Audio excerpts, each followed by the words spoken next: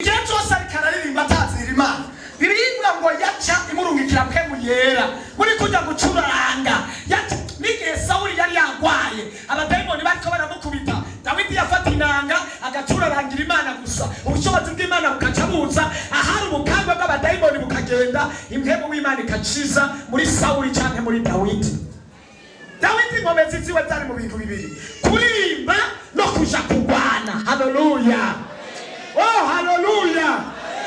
Umukristo inkomezi ziwe ziri mu gusenga, ziri mu gukorera Imana, ziri mu kuba mu bugome.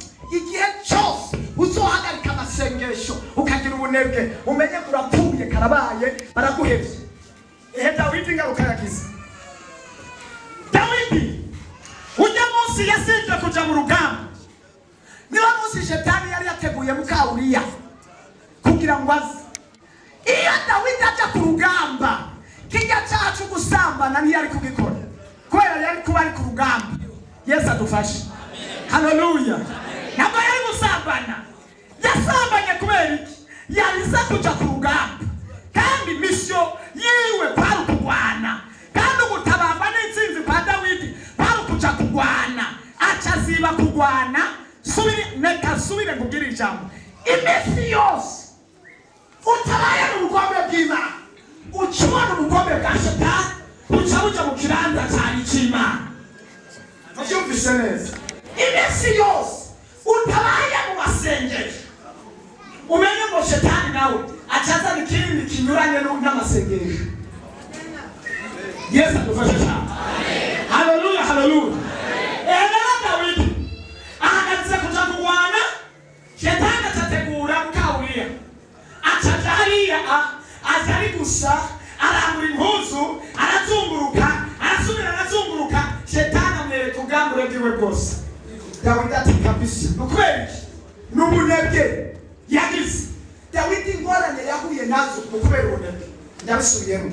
Abanyabunebwe mwese mumenye ngo mugiye kugira ingorane. Ndabisubiyemo. Abanyabunebwe bo gusenga, abanyabunebwe bo gutangira Imana, abanyabunebwe bo kwisonzesha, abanyabunebwe bo gusoma ijambo ry'Imana bategerezwa guhura n'ingorane kuko ibyashikiye Dawidi bizohava bibashikiye. Utakara mu buryo bw'impemu so kwama bari mu nzira zibiri. Umwanya umwe bavuga Imana, uwundi mwanya bakore icyaha kubera iki? Nta bushobozi buhari bwo kunesha. Abanyabunebwe bakorera abami babiri. Yesu adufashe cyane. Bakorera Shetani bagakorera n'Imana.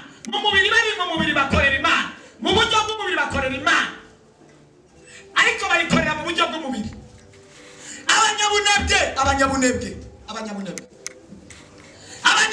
kubona Imana biragoye. Yesu adufashe cyane. Haleluya, haleluya. Eraba ibyaha byose amagorwa Dawidi yagiyemo, ingaruka yose Dawidi yaroyemo yayisizwemo n'ubunebwe. Iyo mwanya nyene acarasambana.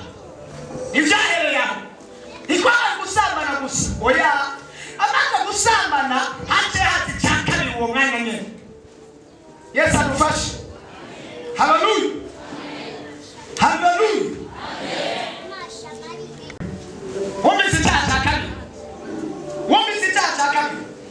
Nukutangiki inzoga kuboleza Uriya aravuga ati Uriya rari kandi nasambanye n'umugore wiwe kandi mu mategeko y'abagwanyi cyarazira yuko umugabo aza kuryamana n'umugore kandi ari ku rugamba. Rero kugira Uriya bikunda aza kuryamana n'umugore wiwe reka ndamuboleze amatugenda baregwe bikunda aryamana n'umugore wiwe bace bakora ibyo bategerezwa gukora bijyanye n'amabanga bizoca biboneka ko ari we yamuteye inda n'ahari jewe namusambanije nkaba namuteye inda. Ingaruka y'ubunebwe ubwa mbere imuzanye gukora iki? Icyaha cyo gusambana. Ugira kabiri mumva haje ingaruka y'iki? Kumureza aramuboreshe. Uriya aranywa, umwami amubwiye ngo anywe ntiyari kureka kunywa. Aranywa amaze kuborerwa umwami acaramubwira ati rero Uriya taha muhira kandi naho ibyagezwe by'amategeko bizira ko mujyamana n'umugore muze kuryamana nta kibazo. Uriya ati sawa, uriya cyarataha.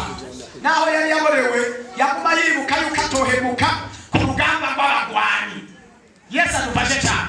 Mani mutabare naho wabwirengeke ntuzohemukire umwami Yesu. Haleluya. Mani mutabare wabura umudahemuka ku masezerano wasezeranye yuko uzokora Imana, yuko uzobana nayo, uzowirinde guhemuka. Haleluya. Urazi ko twamaze gukora ibyaha kugira bikunde ntidukorwe n'isoni. Icyaha uzokinyegeza rimwe ukinyegeze kabiri ariko Imana izogushira ahabona. Yesu adufashe cyane. Ntazo yawe uko bikurikirana. Kabare cyane. Uriya naho yaboregwa agenda yarazi ko kizira. Uriya naho yadandabagirana yarazi ko kizira kwegera umudamu wiwe mu gihe bari mu bihe by'urugamba. Imana idufashe cyane. Abakristo turi mu rugamba. Haleluya. Umukristo akwiye kumenya ko naho yoba akennye, naho yoba ashonje, ari mu rugamba. Haleluya, haleluya. N'abantu baba bariko baramuvuga, naho indwara yobije, naho abadayimoni baba bahari, naho shetani yoba ahagurutse, umukristo ukuri ategerezwa kumenya yuko ari mu rugamba. Nicyo gituma umuririmbyi w'ijana n'umunani avuga ngo je ndi umukristo.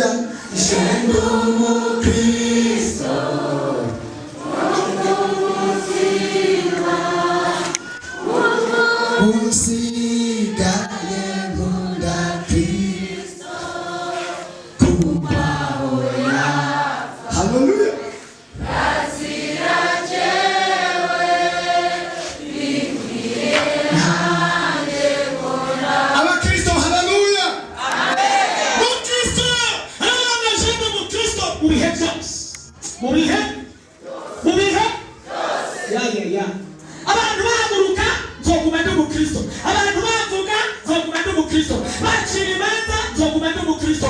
Basubiza inyuma nzoguma ndi umukristo. Haleluya. Isi bahagurukira nzoguma ndi umukristo.